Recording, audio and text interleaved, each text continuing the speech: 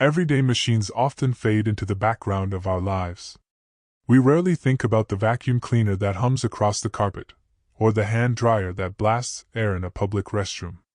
For decades, these devices were treated as purely functional, uninspired objects, workhorses of convenience rather than marvels of design. But one man saw them differently. James Dyson believed that even the most ordinary machine could be reimagined through relentless innovation, elegant engineering, and bold design thinking. Dyson's story is not just about building a better vacuum cleaner or hand dryer. It's a story of persistence against failure, faith in unconventional ideas, and a refusal to compromise with mediocrity. His journey illustrates what happens when an inventor doesn't stop at the first, second, or even thousandth setback, but continues to refine, test, and challenge established norms until the impossible becomes reality. Born in 1947 in Cromer, Norfolk, England, Dyson grew up with a curiosity for how things worked. He wasn't the kind of child who followed a straight path toward success. Instead, he tinkered, experimented, and often failed. These qualities, rather than being weaknesses, became the foundation of his future breakthroughs. His early education in art and design gave him an eye for form, while his fascination with engineering gave him the tools to create function.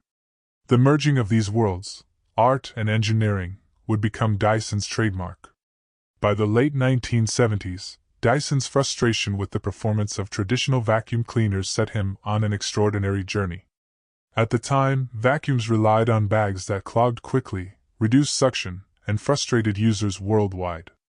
Rather than accept this as a fact of life, Dyson asked a simple but revolutionary question: what if we could build a vacuum without a bag? That question set him on a path of over 5,000 prototypes and years of financial struggle. Dyson mortgaged his home, endured rejection after rejection from manufacturers, and faced constant doubt from the market.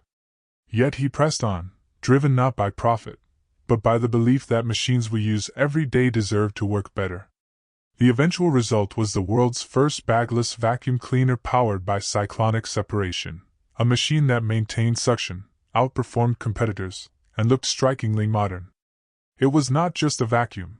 It was a symbol of how radical design could transform the mundane into the extraordinary. But Dyson didn't stop there.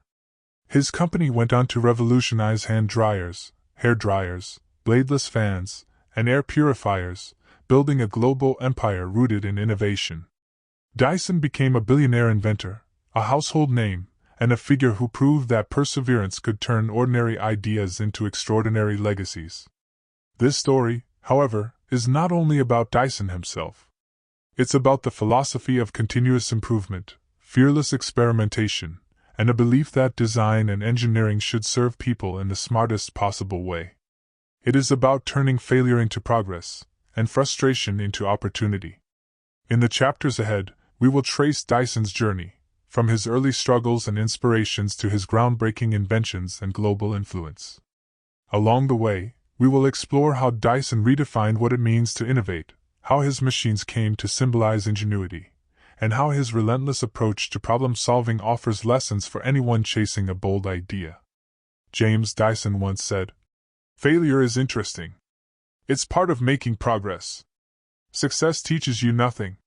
His story is proof that embracing failure, and pushing through it, can lead to world-changing success.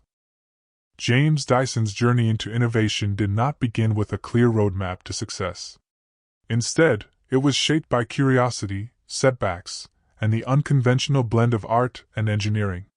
Born in 1947 in Cromer, a seaside town in Norfolk, England, Dyson grew up in modest surroundings.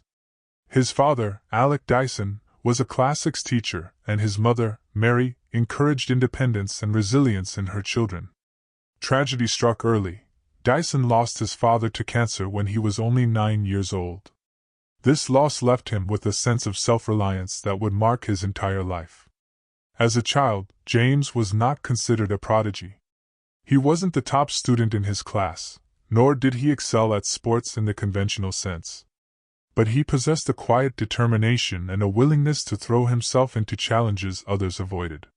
He found that he could run long distances with grit rather than speed, and he often said that this discovery gave him a valuable life lesson: endurance could outmatch talent. That philosophy carried over into his work as an inventor, where persistence proved more important than natural genius. Dyson's first formal steps into creativity came not in engineering but in art. He attended the Byam Shaw School of Art in London, where he developed an eye for form, aesthetics, and design. But his interests quickly expanded to function. He later enrolled at the Royal College of Art, where he studied design but soon gravitated toward engineering concepts. For Dyson, machines weren't just objects, they were opportunities to rethink how the world worked. His first significant project was working under the mentorship of the visionary engineer and inventor Jeremy Fry. Dyson joined Fry's company, Rotork, where he contributed to the design of the Sea Truck, a flat-hulled, high-speed watercraft that could carry heavy loads to places traditional boats couldn't reach. The project was ambitious, unconventional, and ultimately successful. It sold thousands of units worldwide and gave Dyson his first taste of practical innovation. This experience planted two seeds that would define Dyson's career. First, he learned that good design solved real problems.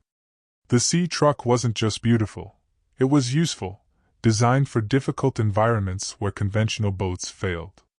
Second, Dyson learned the importance of thinking differently, of approaching problems from unexpected angles rather than following industry traditions. After the Sea Truck, Dyson's restless mind turned to the frustrations of daily life.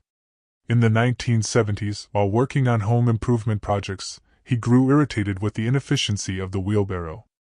Traditional wheelbarrows had metal wheels that sank into soft ground, making them clumsy to maneuver. Dyson's solution was the ballbarrow, a wheelbarrow with a large, spherical plastic wheel that rolled easily over mud and soft soil. The invention earned Dyson attention, and for a brief time, it seemed he had found a path into entrepreneurial success. But the ballbarrow was only partly successful. Although clever and practical, it faced production difficulties and limited market adoption. Dyson learned a painful but valuable lesson: having a brilliant idea was not enough. Success required persistence, execution, and often the courage to face commercial resistance. Yet the ballbarrow also introduced a critical concept that Dyson would later revisit in many inventions: using airflow and unusual forms to solve mechanical challenges. It hinted at the fusion of design and engineering that would define his career. At this stage of his life, Dyson was not yet the household name he would later become. He was a young designer struggling with prototypes, wrestling with manufacturers, and searching for the big problem he could solve. That problem, as fate would have it, appeared in the most ordinary of household frustrations: the clogged, weak suction vacuum cleaner. Dyson's early life and experiments may not have yielded immediate riches, but they laid the foundation of his philosophy, persistence, creativity, and a refusal to accept good enough. These principles would guide him through thousands of failures before he revolutionized the machines we use every day. The story of James Dyson's most famous invention began, fittingly, with frustration in his own home. Like millions of other homeowners, Dyson owned a vacuum cleaner.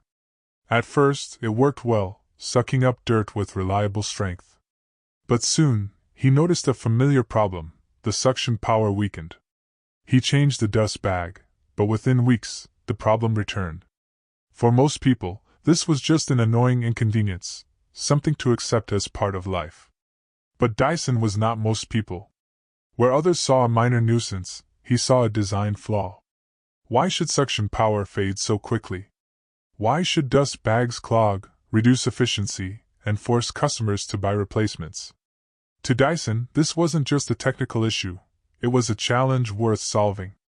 One day in the late 1970s, while working at his ballbarrow factory, Dyson had an idea. He noticed the industrial cyclone system used in a sawmill to separate dust from the air. These machines used centrifugal force. Particles spun around rapidly, were flung outward by force, and collected in a chamber, while clean air was expelled. Dyson wondered, what if the same principle could be applied to a household vacuum? This idea marked the beginning of an extraordinary journey. Dyson built his first prototype using cardboard, tape, and spare parts. The design was crude, but it proved the concept: Airflow could be separated from dust without using a bag. Excited, Dyson committed himself to the project. What followed was not a quick success story but a grueling test of perseverance. He would go on to build 5,127 prototypes over the next 5 years. Each failure taught him something new: airflow angles, filter placements, materials, motor efficiency. Friends and colleagues questioned his sanity. Why spend years reinventing something as mundane as a vacuum cleaner? But Dyson was undeterred. He believed that solving this ordinary problem could lead to extraordinary innovation. Financially, these years were punishing. Dyson invested his savings, sold possessions, and risked his family's stability. His wife, Deirdre, supported him by teaching art to help make ends meet. They lived modestly while Dyson pursued his vision with relentless determination. Finally, in 1983, after thousands of iterations, Dyson unveiled his breakthrough, the G-Force vacuum cleaner. Sleek, bagless, and brightly colored, it looked nothing like traditional vacuums. Most importantly, it delivered consistent suction without ever needing a replacement bag. It solved the very problem that had frustrated him years earlier.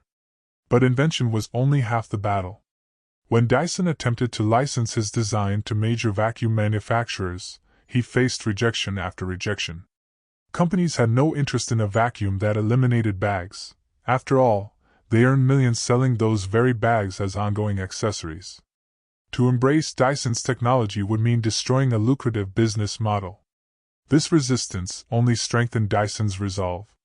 He realized that if manufacturers wouldn't adopt his idea, he would have to find another path to market. His design was too good, too practical, and too revolutionary to remain hidden. Dyson's persistence in this phase reveals the essence of his character. Many inventors give up after a handful of failed attempts or corporate rejections. Dyson, however, thrived on resistance. Every no was fuel for his belief that he was on the right path. The birth of the bagless vacuum was not just the story of an invention, it was the story of obsession, endurance, and the refusal to accept mediocrity. Dyson had taken a household frustration and transformed it into a technological breakthrough. Yet his battle to bring it to the world was only beginning. By the early 1980s, James Dyson had solved the technical puzzle of the bagless vacuum, but he still faced an equally daunting problem: how to bring it to market. British vacuum manufacturers dismissed his invention outright, not because it didn't work, but because it worked too well. A bagless vacuum threatened their profitable business model of selling replacement dust bags. To them, Dyson's technology was a commercial threat, not an opportunity. Dyson approached companies across Europe and the United States, hoping someone would see the potential. He was met with rejection after rejection. Polite letters and curt phone calls all carried the same message: no interest. For years, his groundbreaking invention sat on the sidelines, unadopted by the very industry it was designed to revolutionize. The turning point came unexpectedly from Japan. In 1985, Dyson managed to strike a licensing deal with a Japanese company, Apex, which was intrigued by the radical design and engineering. The vacuum was launched under the name G-Force. Unlike the dull, boxy appliances dominating Western households, the G-Force was sleek, modern, and eye-catching, with its vibrant pink casing and futuristic design. In Japan, a culture that embraced high-tech gadgets and design flair, the G-Force was a hit. It was sold through catalogs and positioned as a luxury item rather than an everyday utility. The price tag was enormous, around $2,000 in today's money, which made it a status symbol as much as a cleaning device. Despite the high cost, the product found a market among Japan's design-conscious consumers. For Dyson, this success was life-changing. The royalties from the Japanese deal provided him with enough financial stability to continue pursuing his vision. More importantly, it proved that his invention wasn't just a quirky idea, it had real commercial value.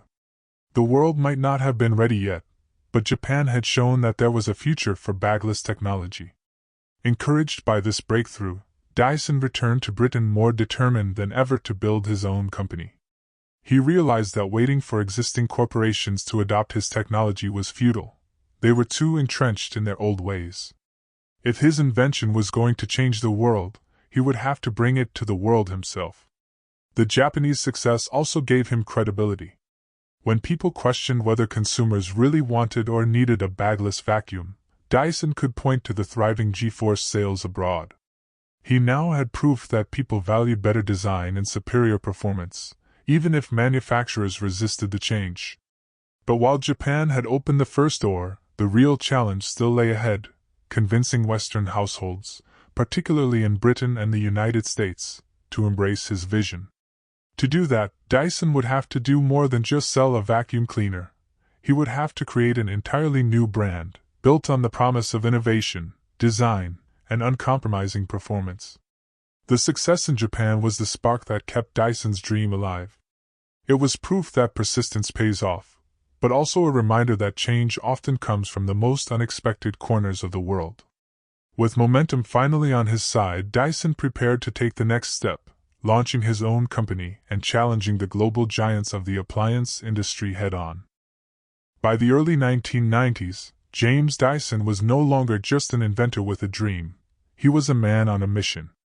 The G-Force vacuum had shown the world that his idea had legs, but he knew licensing deals would never give him full control over the destiny of his invention.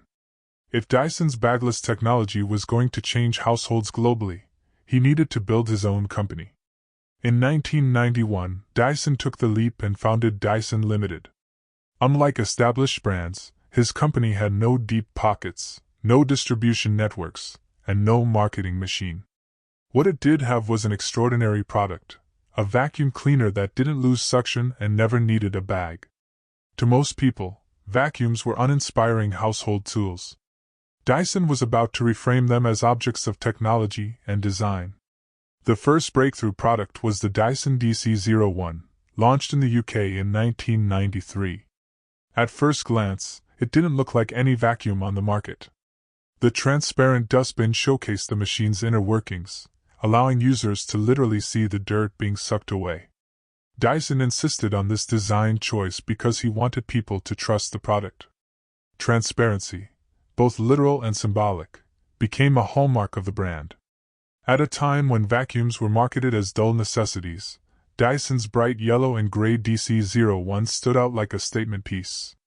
Retailers, however, were skeptical. Many refused to stock it, worried it would fail or, worse, undermine their profitable bag sales. So Dyson turned to alternative strategies: mail-order campaigns, niche shops, and word-of-mouth promotion. Sales started slowly, but once people began trying the DC-01, momentum grew. Customers were amazed that the vacuum didn't lose power as it filled up with dust. They loved the convenience of not having to buy or replace bags. The transparent bin, which some skeptics mocked as gimmicky, became a talking point in homes across the country. Soon, Dyson's invention was being recommended from one neighbor to another, a grassroots marketing miracle. Dyson's bold advertising also played a crucial role. In TV commercials, he appeared himself, explaining the engineering behind his machines in simple, direct terms. He wasn't a slick salesman, he was an earnest inventor who believed in his product. His honesty resonated with consumers who were tired of overhyped marketing claims. The message was clear: Dyson vacuums worked better because they were built differently. By 1995, just 2 years after launch, the DC-01 became the best-selling vacuum in the UK. Dyson Limited had gone from an outsider to a national success story. The company began expanding into Europe, taking on giants like Hoover and Electrolux in their own backyards. What made this rise so remarkable was how improbable it all seemed. Dyson had no industry backing, no bags and filters business model to rely on, and no established brand reputation. All he had was a superior product and the willingness to fight against the grain. But building a company wasn't just about selling vacuums. Dyson was already thinking about the long game. He envisioned a brand that would not only dominate cleaning appliances but also symbolize innovation across categories. To achieve that, he needed a culture of relentless engineering, where designers and inventors could thrive free from corporate bureaucracy. Dyson Limited was built not as a marketing-driven company but as an engineering-led enterprise. The success of the DC-01 marked the true beginning of Dyson as a household name. It was the moment when a lone inventor became a brand, and when the battle against industry giants shifted from survival to dominance. Yet this was only the first victory. To secure his place as a global innovator, Dyson would need to scale, diversify, and prove that his philosophy of better design through engineering could succeed far beyond the vacuum cleaner. By the mid-1990s, Dyson's bright yellow vacuums had become a household sensation in the UK. The DC-01 was a smash hit, proving that an outsider could shake up a stale industry. But James Dyson wasn't satisfied with success at home. He had his eyes set on the biggest and most lucrative market of all, the United States. Breaking into America, however, would be a battle unlike any other. The U.S. vacuum cleaner industry was dominated by giants like Hoover and Eureka, companies that had been around for decades and were deeply entrenched in households.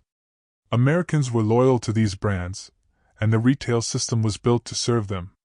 Dyson was an unknown outsider trying to sell a foreign product with a higher price tag and no bags, a model that retailers thought would never work.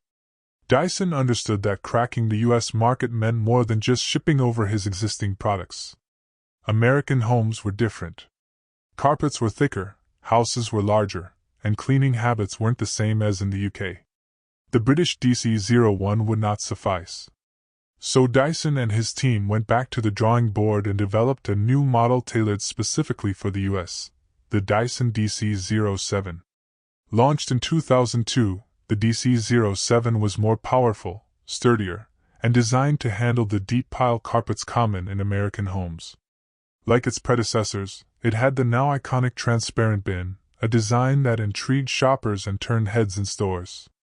Dyson's insistence on visibility, literally showing the dirt being collected, was a bold contrast to the traditional bag vacuums Americans had grown up with. Marketing in the US followed the same playbook that had worked in the UK: honesty, engineering, and Dyson himself. He appeared in commercials, explaining in his calm, straightforward manner why his vacuum was different. Other vacuums lose suction. Ours don't. This simple line became a powerful selling point, reframing the problem Americans didn't even realize they had. But the road wasn't easy. U.S. retailers were initially skeptical, worried that Dyson's bagless model would threaten the profitable vacuum bag industry. Dyson had to push through resistance, relying on demonstration-heavy marketing and niche retail partners before the big chains began to take notice. Then something remarkable happened. American consumers fell in love with Dyson's vacuums. The DC-07 became a runaway success, and by 2005, Dyson had captured the #1 spot in the U.S. upright vacuum market. It was an astonishing achievement, considering that just a few years earlier Dyson had been dismissed as a quirky British engineer with an eccentric product.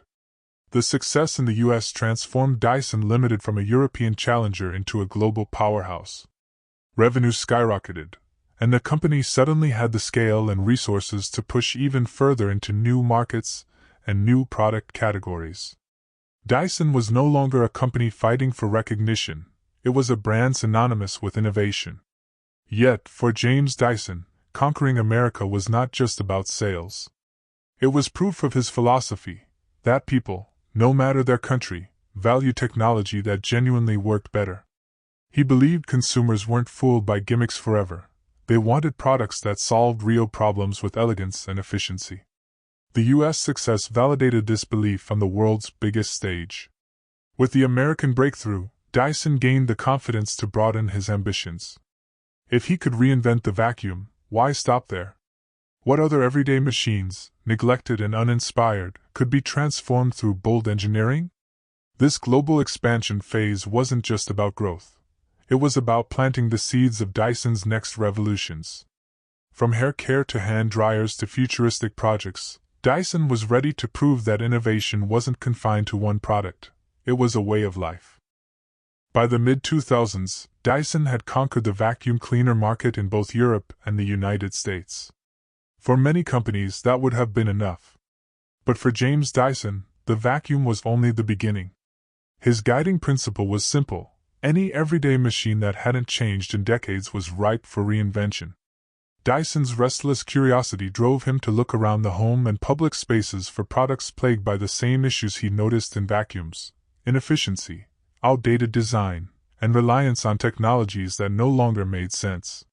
Wherever he saw frustration, inconvenience, or wasted potential, Dyson saw opportunity. The first major leap beyond vacuums came in an unexpected place: public restrooms. Hand dryers had long been a nuisance. They were slow, unhygienic, and often ineffective.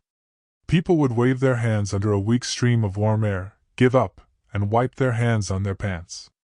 Dyson's engineers asked a simple question: what if we could dry hands in seconds, with no heat and less energy? The result was the Dyson Airblade, launched in 2006. Instead of using heat, the Airblade blasted sheets of high-speed air to literally scrape water off hands. The technology was fast, efficient, and more hygienic, using HEPA filters to purify the air before blowing it. The Airblade turned an everyday annoyance into a futuristic experience.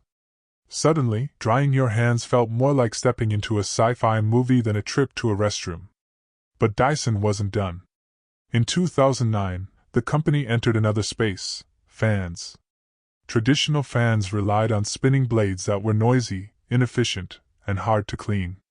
Dyson unveiled the Air Multiplier, a bladeless fan that pushed air through a ring-shaped loop, creating a smooth and powerful stream of air. The design was minimalist and sleek, fitting naturally into modern homes. The Air Multiplier became an instant conversation piece. Its futuristic look made it both a functional appliance and a status symbol. Once again, Dyson had taken a mundane household object and turned it into an object of desire. Hair care was next. Dyson's engineers spent years studying airflow, heat, and hair damage. The result was the Dyson Supersonic Hair Dryer, released in 2016. Unlike traditional dryers, it had a small, powerful digital motor in the handle, allowing for precise temperature control and faster drying without damaging hair. It was expensive, several times the price of traditional hair dryers, but consumers embraced it for its performance, design, and prestige. This move into beauty technology wasn't a side project. It was a bold redefinition of Dyson as a company. No longer just a vacuum maker, Dyson became a multi-category innovator, applying the same engineering-driven philosophy to any device it touched. Fans, purifiers, lighting, and eventually styling tools all became part of the Dyson ecosystem. Critics sometimes dismissed these products as over-designed or overpriced, luxury gadgets for the wealthy. But Dyson's formula worked because it combined performance with aspiration. His machines didn't just solve problems, they elevated the mundane into something remarkable. Owning a Dyson wasn't just about function, it was about belonging to a culture of innovation. As Dyson expanded, the company poured more into research and development. A large portion of profits went straight back into engineering. James Dyson insisted that innovation came not from marketing departments, but from laboratories filled with prototypes, failed experiments, and relentless iteration. By the end of the 2010s, Dyson was no longer just a brand. It had become a symbol of reinvention, proving that with enough persistence and engineering rigor, even the dullest objects in life could be transformed into technological marvels. And yet Dyson's ambitions still stretched further. If he could reinvent vacuums, hand dryers, and hair dryers, why not reimagine transportation itself?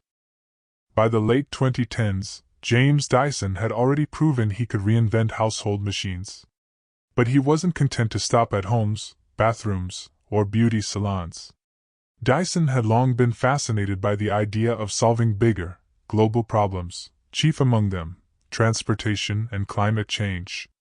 For decades, Dyson had been critical of the automotive industry's slow response to environmental concerns. His frustration wasn't new.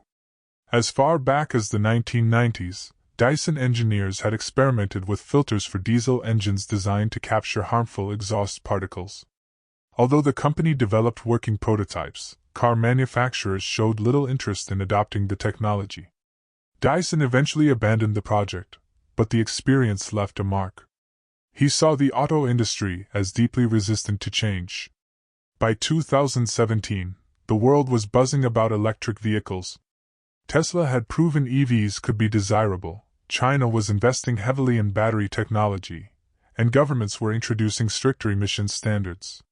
For James Dyson, this was the perfect challenge, a massive industry plagued by inefficiency and inertia, ready to be disrupted by engineering innovation. So Dyson made a bold move. He announced that the company would develop its own electric vehicle.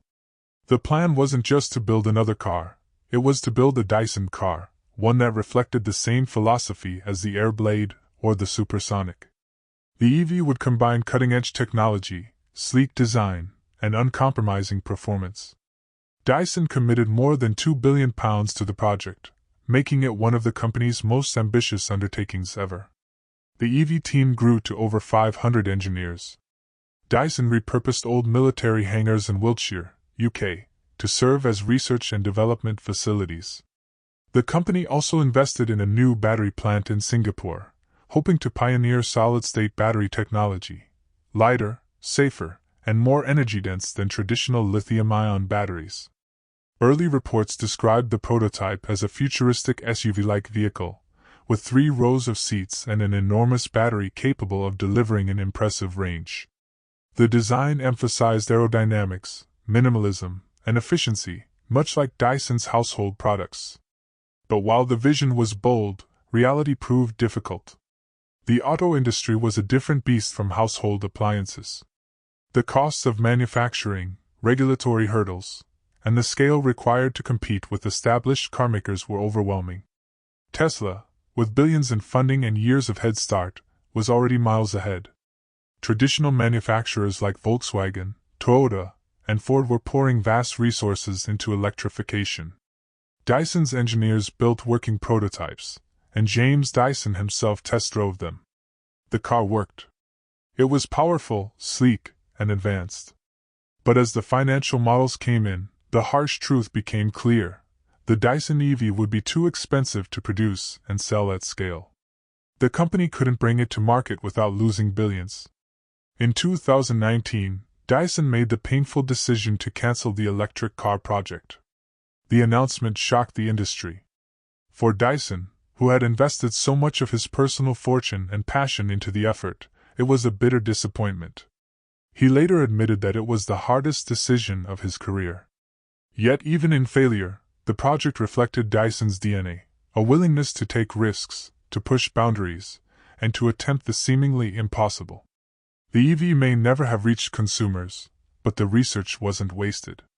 Much of the knowledge and battery innovation flowed back into Dyson's other products, from cordless vacuums to hair styling tools. In many ways, the electric car project symbolized the dual nature of James Dyson's career, visionary ambition paired with the reality that not every vision could succeed in the marketplace. It also underscored his belief that true progress required risk-taking, even if failure was the outcome.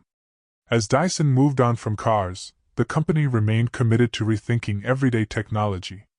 The lessons learned from the EV experiment strengthened Dyson's reputation as a fearless innovator, a man and a company unafraid to dream big. But Dyson's story wasn't over. If the car didn't materialize, there were still countless machines waiting to be reinvented. By the early 2020s, Dyson had transcended the boundaries of being just a vacuum cleaner company. It had become a global symbol of design-driven innovation, a brand whose products were instantly recognizable not only for their performance but also for their distinctive aesthetic. Dyson machines had come to occupy a unique cultural space, part household necessity, part status symbol. In many ways, Dyson's rise echoed the trajectories of other iconic tech brands like Apple or Tesla. While those companies redefined computers, phones, and cars, Dyson redefined the way people thought about everyday machines. A vacuum was no longer something hidden in a closet, it was a sleek, futuristic tool worthy of display. A hair dryer wasn't just for drying hair, it was an engineering marvel with controlled airflow, temperature sensors, and design worthy of fashion runways. This blending of technology, design, and lifestyle became Dyson's hallmark. Customers weren't simply buying a device. They were buying into a philosophy that even the most ordinary tasks of daily life deserved extraordinary tools. Globally, Dyson had expanded into over 80 markets. Its flagship stores, with futuristic glass walls and demonstration zones, appeared in cities like London, New York, Tokyo, and Shanghai. Visitors could test vacuums on different surfaces, try hair dryers at styling bars, or experience air purifiers in sealed chambers. The stores weren't just shops, they were immersive theaters of innovation. Meanwhile, Dyson's products increasingly became cultural touchstones. Interior designers highlighted them in modern homes. Social media influencers showcased them as lifestyle essentials. Dyson's supersonic hair dryer became a favorite among professional stylists and celebrities, while the Airwrap styling tool created viral buzz with videos demonstrating its ability to curl hair without extreme heat. The company also grew into an educational and research powerhouse.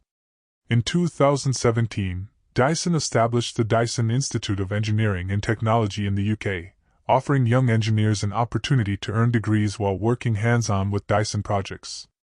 This was a direct reflection of James Dyson's belief that the world needed more practical inventors, people who could bridge theory with real-world problem-solving. But beyond retail and education, Dyson also took on the role of cultural innovator. Its brand was closely tied to values of curiosity, persistence, and creative problem-solving. In a world where many companies relied on outsourced design and marketing hype, Dyson was admired for its authenticity. Most of its breakthroughs still came from engineers laboring in laboratories, iterating through thousands of prototypes. James Dyson himself became a public figure far beyond the engineering world. His books, interviews, and lectures painted him as both an inventor and a philosopher of design. He embodied the archetype of the stubborn innovator who refused to accept things as they were. His story, 5,127 prototypes before success, became a mantra for perseverance, cited in business schools and motivational talks. Yet being an icon also meant being under scrutiny. Some critics pointed to the premium pricing of Dyson products, questioning whether innovation was being packaged as exclusivity. Others debated the environmental impact of constant consumer upgrades, despite Dyson's investments in sustainability. Still, Dyson's place in global culture was undeniable. Few companies could claim to have reimagined so many mundane devices and turned them into objects of desire and admiration. As Dyson entered its fifth decade, its reputation as a global innovation icon was firmly established. But the real question loomed: could Dyson maintain this spirit of radical reinvention for generations to come? The story of James Dyson is not just about building better vacuums, hand dryers, or hair tools. It is the story of how one man's relentless pursuit of perfection transformed the way the world sees everyday machines. Dyson proved that innovation doesn't have to be confined to computers, cars, or rockets, that the objects we use daily, the ones often ignored or taken for granted, could be revolutionized through engineering, design, and imagination. At its core, Dyson's legacy is about radical persistence. Few inventors would have endured thousands of failed prototypes before achieving success. Yet Dyson's belief in iteration, in learning from failure rather than fearing it, became the cornerstone of his philosophy. This mindset not only built a global company but also inspired countless entrepreneurs and engineers to embrace resilience in the face of setbacks. Equally important was Dyson's emphasis on marrying functionality with aesthetics. His machines were not only powerful but also beautiful. They embodied a vision where performance and design worked hand in hand, elevating household products to cultural symbols. This insistence on beauty and utility reshaped consumer expectations across industries. Dyson also redefined what it meant to be a company at the intersection of technology, lifestyle, and education. By creating the Dyson Institute, he ensured that his commitment to nurturing new generations of engineers would outlast him. By expanding globally, Dyson made his machines both a status symbol and a practical improvement in millions of homes. By pushing into sustainability and clean technology, he acknowledged the need for innovation not just for convenience, but for the survival of the planet. But perhaps the greatest legacy of James Dyson lies in the idea of curiosity as a driving force. Dyson never accepted that things had to remain the way they were. He questioned why vacuum cleaners lost suction, why hand dryers were slow, why hair dryers damaged hair, why fans needed blades. In asking those questions, and refusing to settle for the status quo, he reimagined the ordinary into the extraordinary.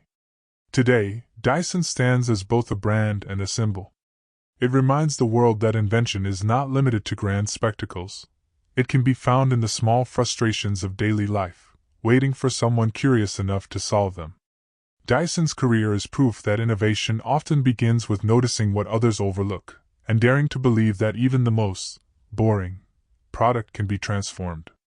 As the company moves into the future, whether in robotics, energy storage, or entirely new fields, the spirit of James Dyson's philosophy remains clear: challenge everything, improve relentlessly, and never stop inventing. In the end, James Dyson's story is more than the tale of a man or a company. It is a manifesto for inventors, dreamers, and problem solvers everywhere. His machines may clean our floors, dry our hands, or style our hair, but his true contribution is the belief that with persistence, design, and imagination, even the humblest of machines can change the world.